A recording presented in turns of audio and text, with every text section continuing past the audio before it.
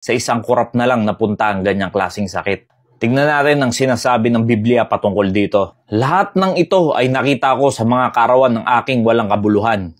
May matuwid na namamatay sa kanyang katuwiran at may masama na humahaba ang buhay sa kanyang masamang gawa. Meron talagang mga bagay sa ating buhay na hindi natin lubos akalain na mangyayari sa atin. May mga tao na kung ang tingin niya ay siya ay lumalakad ng matuwid sa mundong ito at nangyari ang mga ganyang klase na hindi inaasahan, ay madalas nasasabi ang ganitong bagay. Bakit ako? Bakit hindi na lang yung ibang tao na masasama?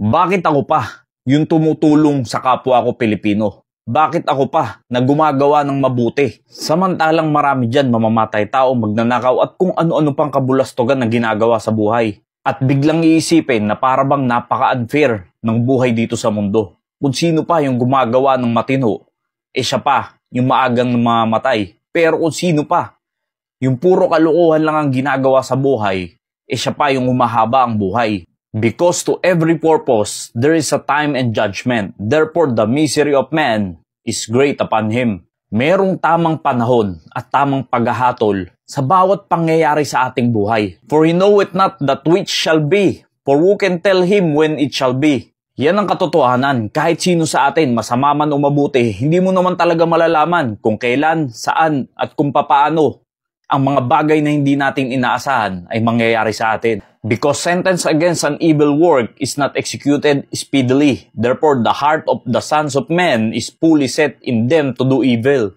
Merong mga kasabihan, kaya matagal na mamatay daw ang tao dahil siya ay masamang damo. Yan tuloy, maraming nagpapakasama ngayon para daw humaba ang kanilang buhay. Though a sinner do evil 100 times, and his days be prolonged, yet surely I know that it shall be well with them that fear God, which fear before Him. Bakit nga ba mahaba ang buhay ng mga gumagawa ng masama? Mga kapatid ko sa pananampalataya, hindi natin dapat silipin o kainggitan ang mga ganitong klaseng tao.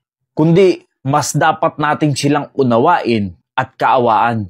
Dahil kung bakit sila ay nananatiling buhay pa rin hanggang ngayon, ayan yung pag-asang binibigay ng ating Diyos na isang araw ay sila ay kumilala sa ating Panginoong Hesukristo para makamtan ang kaligtasan. Dahil kung alam naman natin sa ating sarili na tinanggap natin ang Panginoong Hesukristo upang iligtas tayo, wala tayong dapat ipangamba. It is well for us because we are saved. Paano yung mga tao na hindi pa nakakakilala sa Panginoon? But it shall not be well with the wicked, neither shall he prolong his days, which are as a shadow, because he feareth not before God. Alam niyo po ang reality, mga kapatid. Halimbawa ang isang tao, ang inabot lang ng kanyang edad ay 30 years old. Pero siya ay kumilala at tinanggap ang Panginoong Hesukristo bilang tagapagligtas. Alam natin na makakapiling niya na ang Panginoong Hesukristo at magkakaroon siya ng buhay na walang hanggan. Sa kabilang banda, merong isang masamang tao at hindi talaga kumilala at tumanggap sa Panginoong Hesukristo.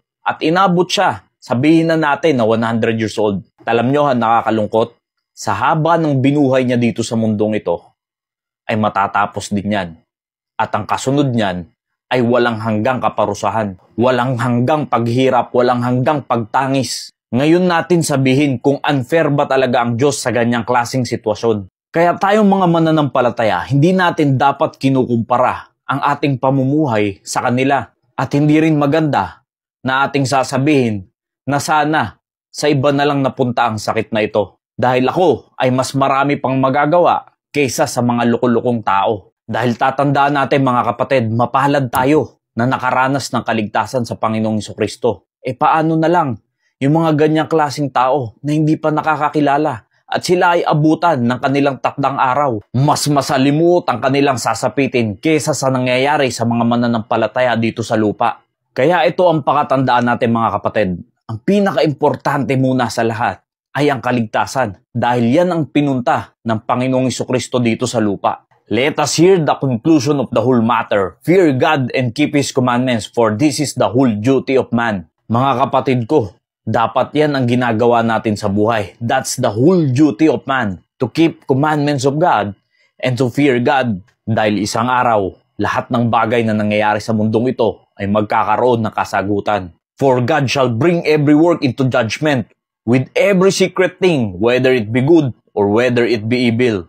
Kaya hindi na natin dapat pagkumparahin pa kung bakit mas sumahaba ang buhay nila, mas umiiksi ang buhay ng mga mananampalataya o ng mga mabubuting tao. Dahil in the first place, alam naman natin lahat tayo ay makasalanan. Walang matuwid, wala kahit isa. Kaya sa biyaya lang ng Diyos sa pamamagitan ng pananampalataya ay tayo ay naligtas at tinubos sa ating mga kasalanan. At pag naranasan mo na ang kaligtasan, ito ang dapat mong ginagawa. Whatsoever thy hand findeth to do it with thy might, for there is no work, nor device, nor knowledge, nor wisdom in the grave, whither thou goest. Lahat ng ating katawang lupa, isang araw, pupunta yan sa libingan.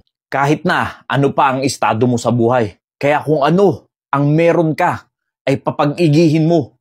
Kung ano ang ibinigay sa'yo ng Diyos, kung anong talento, kung anong karunungan ang ibinigay sa'yo ng Diyos, ay gamitin mo sa kanyang ikapupuri.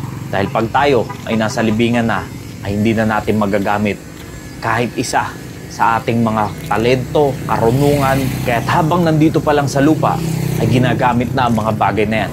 Dahil pag dumating na ang ating takdang araw, wala na, tapos na tayo dito sa lupa.